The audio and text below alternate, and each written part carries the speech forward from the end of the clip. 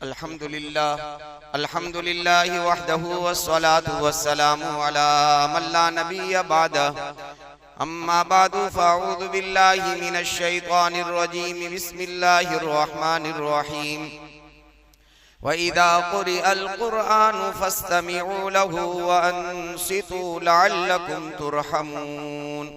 वक़ाल नबी सल्लल्लाहु तआला अलैहि वसल्लम इन्नल्लाह यरफ़उ बिहादल किताबि अक़वामन व यदउ बिही आख़रीन औ कमा क़ाल रसूलुल्लाह सल्लल्लाहु अलैहि वसल्लम सदक़ल्लाहु मौलानल अज़ीम व सदक़ रसूलुहुन नबियुल उम्मियुल करीम व नहनु अला ज़ालिका लमिनश शाहिदीन वश्शाकिरीन वल्हम्दुलिल्लाहि रब्बिल आलमीन। दुरूद शरीफ पढ़ो। अल्लाहुम्मा सल्लि अला मुहम्मदिन कुल्लमा ज़करहु ज़ाकिरून व सल्लि अला मुहम्मदिन कुल्लमा गफ़ला अन ज़िक्रिहिल गाफ़िलून। या रब्बि सल्लि व सल्लिम दाइमन अबदा अला हबीबिका खैरिल खल्क़ि कुल्लिहिम। काबिल एहतराम बुजुर्गों, अजीजों, दीनी भाइयों, रमज़ानुल मुबारक का महीना जहाँ रोजे रखने का महीना है, वहाँ एक और काम करने का महीना है, वो है तिलावत कुरान। एक है कुरान का पढ़ना और एक है कुरान का सुनना। पिछले जुमा में कुरान करीम के सुनने की अहमियत और फजीलत पर कुछ बातें आपकी खिदमत में अर्ज की थी और बात यहां तक पहुंची थी कि कुरान का सुनना अल्लाह को भी पसंद है, कुरान का सुनना मुहम्मदुर रसूलुल्लाह सल्लल्लाहु अलैहि व आलिहि वसल्लम को भी पसंद है और कुरान का सुनना अल्लाह के फरिश्तों को भी पसंद है। और अगर हम देखने के लिए जावे तो अल्लाह की जात के बारे में तो कोई बोल ही नहीं सकता। अल्लाह अल्लाह है, वराउल वरा है। और मुहम्मदुर रसूलुल्लाह सल्लल्लाहु अलैहि वसल्लम का कहना ही क्या, बाद अज खुदा बुजुर्ग तो ये किस्सा मुख्तसर।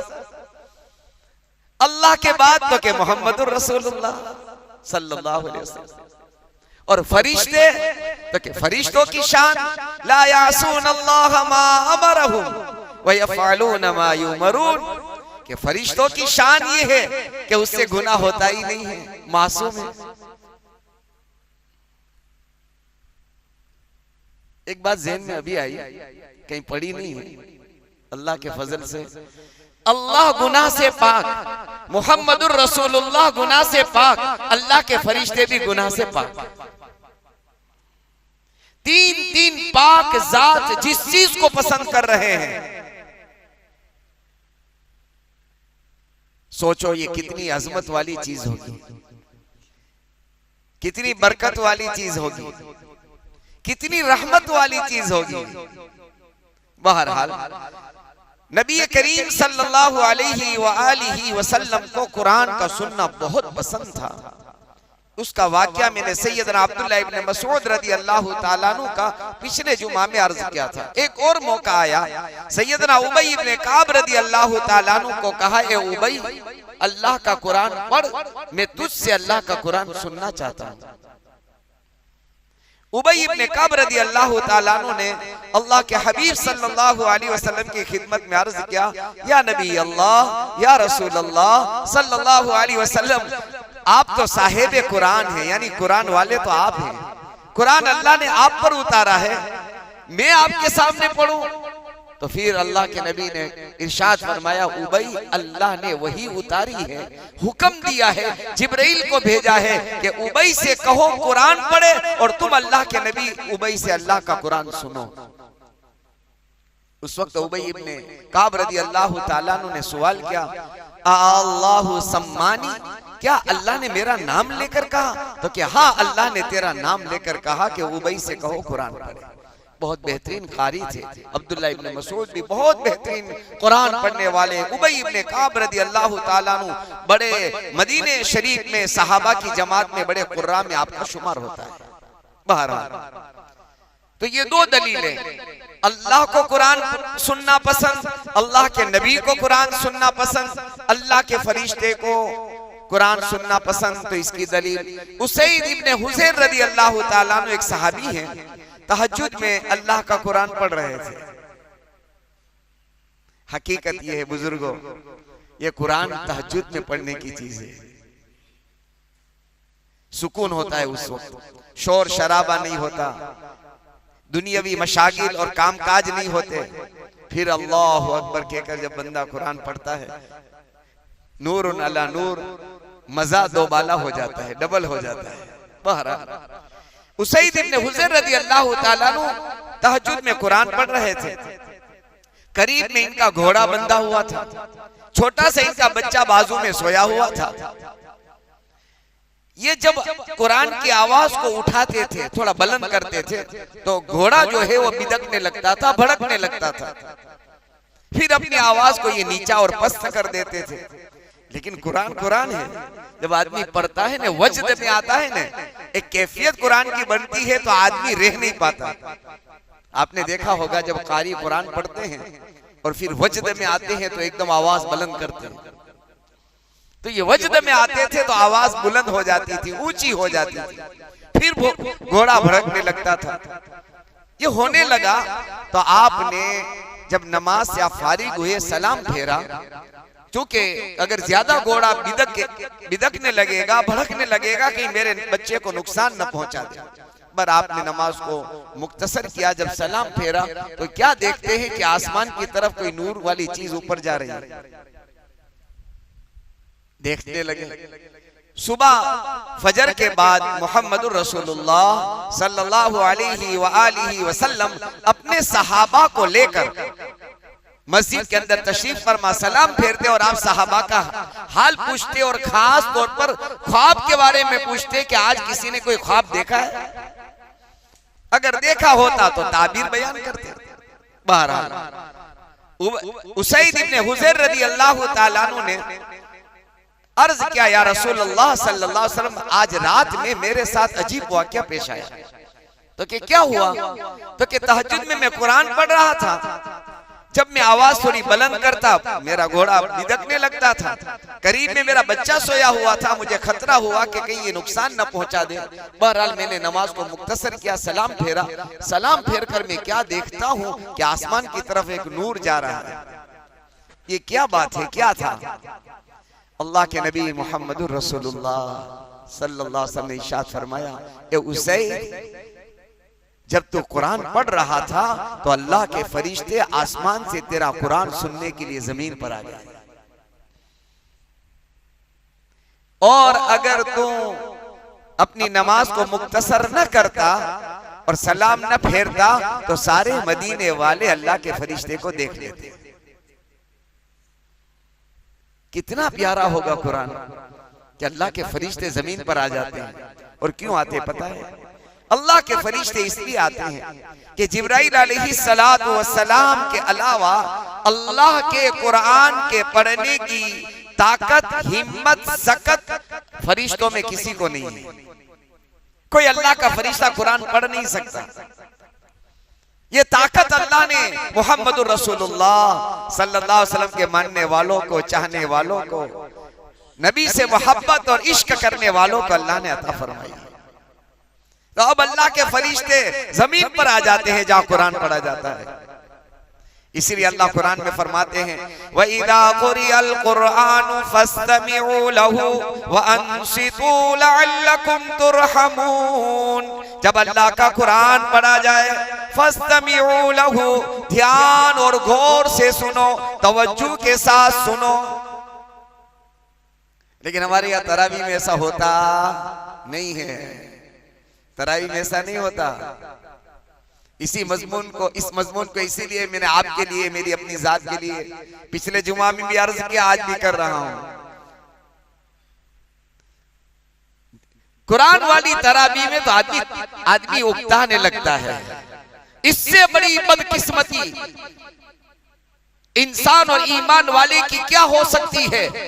जिस चीज को अल्लाह पसंद करता हो, जिस चीज को मुहम्मदुर रसूलुल्लाह पसंद करते हो, जिस चीज को अल्लाह के फरिश्ते पसंद करते हो, आज का ईमान वाला उससे उकता रहा है, गोया के नापसंद कर रहा है। अगर भद्दे और लफ्ज में, अगर बुरे लफ्ज में कहूं तो नापसंद कर रहा है, यानी मजा नहीं आता उसको। फरिश्तों की कतारें लग जाती है, ताता बन जाता है, ताता जिसको कहते हैं ना, भीड़ लग जाती है। अगर दुनिया में कहीं सोना और चांदी तकसीम होने लगे, लोग एक दूसरे पर टूट पड़ेंगे, भीड़ लग जाती है। अल्लाह का कुरान पढ़ा जा रहा है, फरिश्ते धड़ाधड़ आते हैं जमीन पर, हम अल्लाह के कुरान को सुनने। अल्लाह का कुरान कैसी किताब अल्लाह ने दी है। दुनिया की सारी किताबें खत्म होने वाली, अल्लाह का कुरान हमेशा रहने वाला है। अल्लाह की जात हमेशा, अल्लाह का कुरान भी हमेशा। इसलिए हदीस पाक में आता है, कयामत से पहले ये कुरान के जो औराक है ना, सफ़े पेज, ये सब सफेद हो जाएंगे, इसमें से कालापन खत्म हो जाएगा। बंदा खोलेगा तो देखेगा, यार इसमें कुछ लिखा हुआ था, वो कहां चला गया। अल्लाह उठा लेंगे, इसको खत्म होना नहीं है, अल्लाह उसको उठाएंगे। जैसे अल्लाह कभी खत्म नहीं होंगे। वराउल वरा, अजल से है, अबद के साथ है अल्लाह की जात। कुरान कभी खत्म नहीं होगा, अल्लाह की जात से निकला है। बहरहाल उलमा ने उसके आदाब लिखे हैं कि कुरान, सबसे पहली बात तो कुरान को तवज्जो से सुना जाए, ध्यान और गौर से सुना जावे। जैसे क्रिकेट के चाहने वाले स्कोर को ध्यान से सुनते हैं, कितना ध्यान से सुनते हैं। कहीं गलती हो जाए तो दोबारा सुनते हैं, यार जरा ध्यान, इतने हुए कि कम हुए हैं।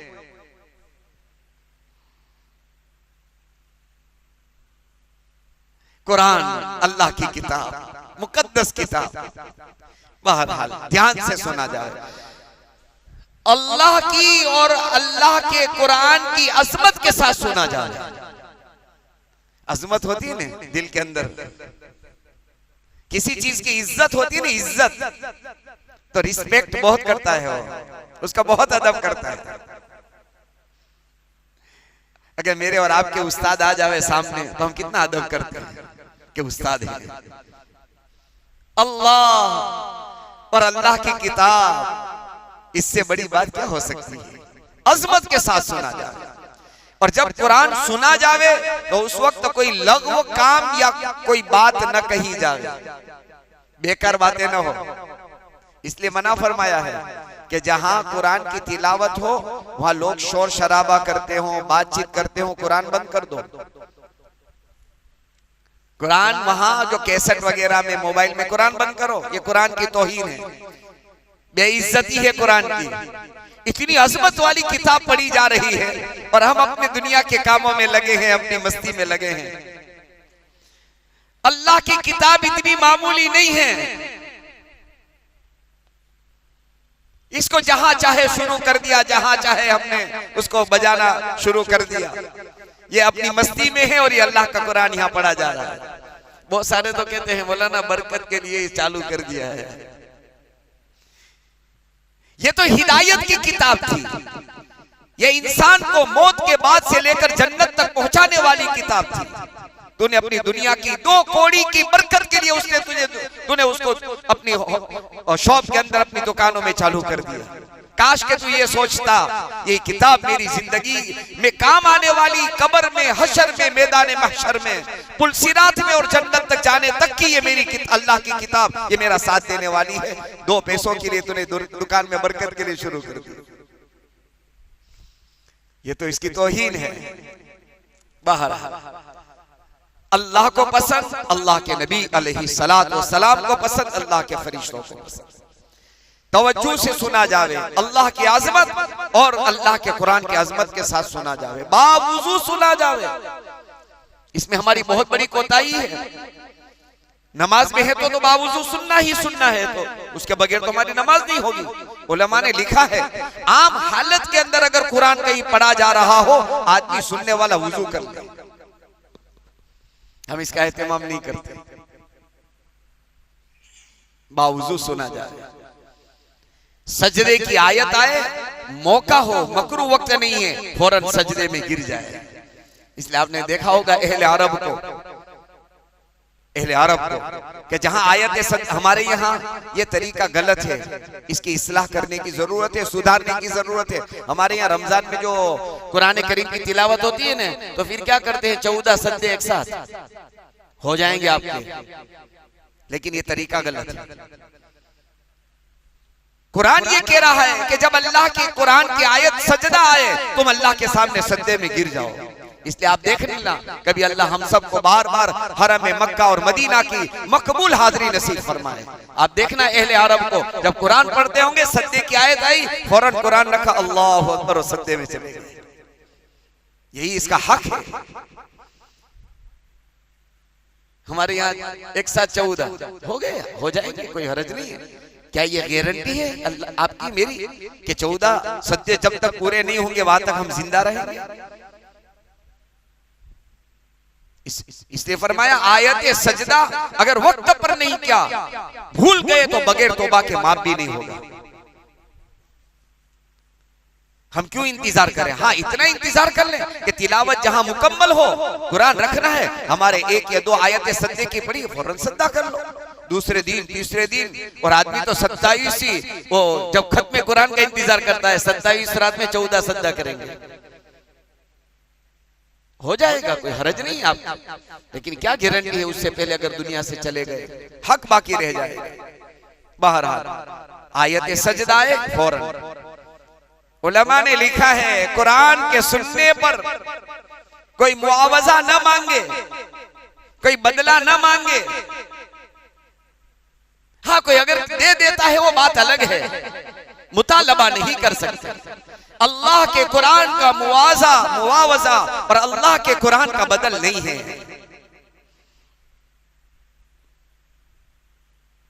इसलिए माफ करना वो लोग जो नादानी में, नासमझी में, नाफहमी में, दीन से दूरी की वजह से जो कुरान खरीदते हैं।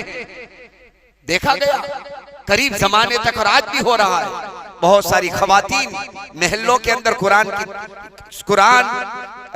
को बेच रही है, खरीदो फरोख्त हो रहा उसका। बहुत सारे कुरान पढ़कर रख लेती है, फिर अपने यहाँ कैलकुलेशन लगा लेती है, 20 महीने खत्म करके रखे हैं। कोई आता है हमारे मरहूम को इसाले सवाब करना है तो क्या, हाँ जो मेरा 20 है ना उसमें से एक आपको दिया, आप 19 रह गए, कितने पैसे, 2000 रुपये दे दो। हराम है हराम।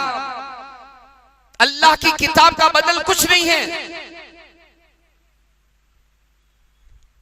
ये जो मकातिब में या मदरसों में जो उस्ताद पढ़ाते हैं वो तो पढ़ाने और वक्त पर आने की तनख्वाह लेते हैं, कुरान का कोई बदल नहीं है और कुरान का कोई मुआवजा नहीं है।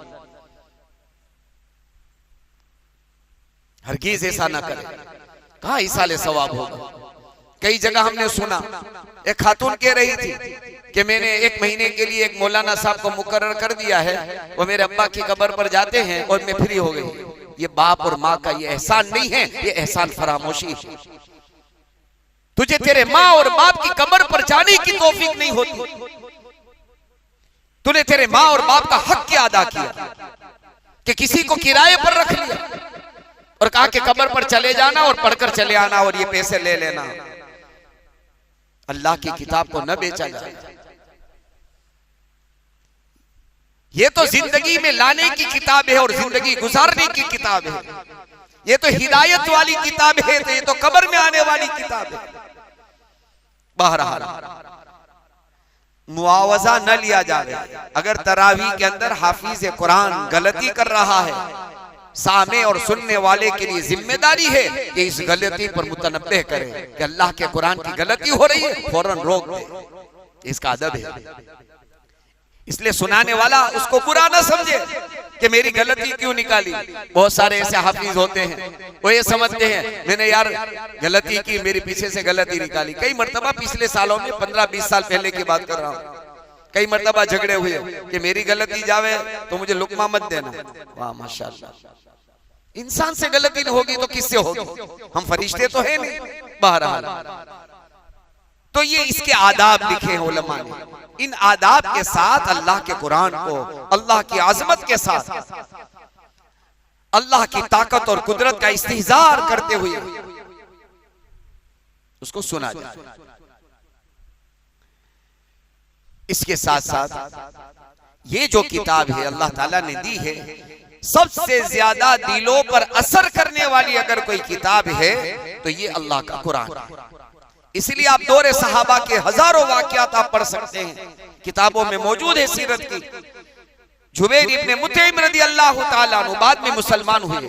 वो फरमाते हैं कि जब जंगे बदर हुई और वहां मक्का के जो काफिर कैदी बनाकर लाए गए, तो मुझे मक्का वालों ने कासिद बना करके बातचीत करने के लिए मुझे मदीने मुनव्वरा मदीने शरीफ भेजा कि जाओ मोहम्मदुर रसूलुल्लाह सल्लल्लाहु अलैहि व आलिहि वसल्लम से कैदियों के बारे में बातचीत करके आओ जो पकड़े गए हैं, उनको छुड़ाना है, क्या फिदिया देना है, कैसे छोड़ेंगे, वो क्या शर्तें हैं। बातचीत के लिए मुझे मदीना मुनव्वरा भेजा। जुबैर इब्ने मुतइम रदी अल्लाह ताला अन्हु फरमाते हैं उस वक्त मैं ईमान नहीं लाया था। मैं मदीने मुनव्वरा हाजिर के करीब में पहुंचा तो क्या देखता हूँ, मोहम्मदुर रसूलुल्लाह सल्लल्लाहु अलैहि व आलिहि वसल्लम गालिबन फजर की नमाज में कुरान अल्लाह का पढ़ रहे हैं और सूरह तूर पढ़ रहे हैं। वत्तूरी व किताबिम मस्तूर फी रक़्क़िम मंशूर, ये पढ़ते पढ़ते आप अलैहिस्सलातु वस्सलाम यहाँ पहुंचे। इन्ना अज़ाब रब्बिका लवाक़ि मा लहू मिन दाफ़ि, बेशक तेरे रब का अजाब वाक़े होने वाला है और कोई उसको दफा करने वाला, दूर करने वाला नहीं। जब अल्लाह का अजाब आएगा तो अल्लाह के अजाब को कोई रोक नहीं सकता, कोई टाल नहीं सकता। ये दो मैंने आयतें सुनी, जुबैर इब्ने मुतइम फरमाते, दो आयतें सिर्फ मैंने सुनी, मेरे दिल की दुनिया बदल गई और मैं कुफ्र से इस्लाम के अंदर दाखिल हो गया। ये अल्लाह का कुरान है जिसको 2 कौड़ी में लोग ले रहे हैं और 2 कौड़ी में बेच रहे हैं। हजारों ऐसे वाकयात हैं। तुफैल बिन अम्र दौसी रदी अल्लाह ताला अन्हु कबीला दौस के हैं, जिस कबीले के सैयदना अबू हुरैरा रदी अल्लाह ताला अन्हु शुरू में जब ये मक्का मुकर्रमा तशरीफ लाए, बिजनेस और तिजारत के लिए आए थे, तो मक्का के बड़े बड़े ताजिरों ने, बड़े बड़े चौधरियों ने, ठेकेदारों ने कहा, देखो मक्का के अंदर एक मोहम्मद बिन अब्दुल्लाह नाम का आदमी है, ये कुछ बोलता है तो लोग बदल जाते हैं। हाय हाय, आका की जुबान से बात निकले, लोगों की दुनिया बदल जावे, कुफ्र से इस्लाम में आ जावे, शिर्क से तौहीद पर आ जावे। कहा तो मुझे क्या करना है? तो कहा कि कान के अंदर रुई डाल देना, ताकि जहां इसकी बात होती हो, जहां कुरान पढ़ा जाता हो, तेरे कान में आवाज न जाए, अंदर जाएगी तो बदल जाएगा। तो उसने थोड़े दिन तो यूं कान में रुई डाली, फिर अंदर से जब आदमी अल्लाह ताला हिदायत का फैसला करता है तो अंदर से दिल पुकारता है। तो अंदर से दिल ने ये कहा कि तू अपनी कौम का चौधरी, प्रमुख, सदर, प्रेसिडेंट, इतना समझदार, और ये चंद आदमियों के कहने की वजह से कान में रुई डाल दी तूने, तो इतना नासमझ है, नाफहम है, इतना नादान है कि तुझे हक और बातिल का पता नहीं चलता और अपने आप को अपनी समाज का प्रमुख, प्रेसिडेंट और सदर कह रहा है। फौरन रुई निकाली। बस ये रुई निकालना था कि इनकी हिदायत की दुनिया अल्लाह ताला ने आबाद कर दी। अल्लाह के हबीब मोहम्मद रसूलुल्लाह सल्लल्लाहु अलैहि वसल्लम का कुरान सुन लिया, इस्लाम ले आया, मुसलमान हो गए। हजारों ऐसे वाकयात हैं, बहुत दूर जाने की बात नहीं है। करीब जमाने के अंदर अभी ही अल्लाह को प्यारे हुई हजरत मौलाना पीर जुल्फिकार साहब नक्शबंदी नव्वरल्लाहु मरक़दहु, अल्लाह ताला हजरत के दर्जात को बुलंद फरमाए। हजारों लोग यहाँ नहीं, यूरोप के अंदर आपके हाथ पर मुसलमान हुए। वो फरमाते हैं कि एक मर्तबा मेरी मुलाकात शेख अब्दुल बासित से हुई। बहुत बड़े कारी मिस्र के गुजरे हैं। हजरत खुद अपने खुतबात में लिखते हैं कि अब्दुल बासित से जब मेरी मुलाकात हुई, और कारी अब्दुल बासित साहब 7 साल जब दारुल देवबंद का जलसा हुआ था वहां भी तशरीफ लाए थे। हमारे करीब मांगरोल के एक हाफिज साहब थे, हाफिज उमर करूर, वो उस जलसे में गए थे। 100 साल का एक फंक्शन था वहां, बहुत बड़ा जलसा था, गोल्डन जुबेली कहते हैं उनको। तो अब्दुल बासित साहब मिस्र से कुरान पढ़ने के लिए आए थे, हिंदुस्तान और देवबंद आए थे। तो हाफिज उमर यूं कह रहे थे कि जब मैंने इनका कुरान सुना तो ऐसा लग रहा था जैसे अभी कुरान उतर रहा है। अल्लाह का कुरान है ये तो। बहरहाल तो पीर जुल्फिकार साहब नक्शबंदी दामत बरकातुहुल्लाह अलैह अपने खुतबात में लिखते हैं कि अब्दुल बासित साहब से जब मेरी मुलाकात हुई तो मैंने पूछा कि कुरान का कोई मौजिज़ा और ऐसा वाकया जो आपने अपनी जिंदगी में अनोखा देखा हो वो बताओ। तो क्या हाँ, एक मर्तबा देखा कि मिस्र के बादशाह ने मुझे रूस रशिया, उस वक्त रशिया टूटा नहीं था, सोवियत यूनियन की हुकूमत थी, कि मुझे रशिया ले गए। मिस्र का बादशाह मुझे रशिया ले गया। फोन आया कि अब्दुल बासित साहब आपको मेरे साथ रशिया आना है, और बादशाह का फोन था। तो क्या रशिया क्यों आना है? तो क्या अल्लाह का कुरान वहां सुनाना है। तो कि रशिया के अंदर तो लोग दहरिया है, दहरिया नास्तिक लोग हैं, अल्लाह को नहीं मानते, तो अल्लाह के कुरान को क्या मानेंगे। तो कि मैं कह रहा हूं आपको मेरे साथ आना है और वहां अल्लाह का कुरान सुनाना है।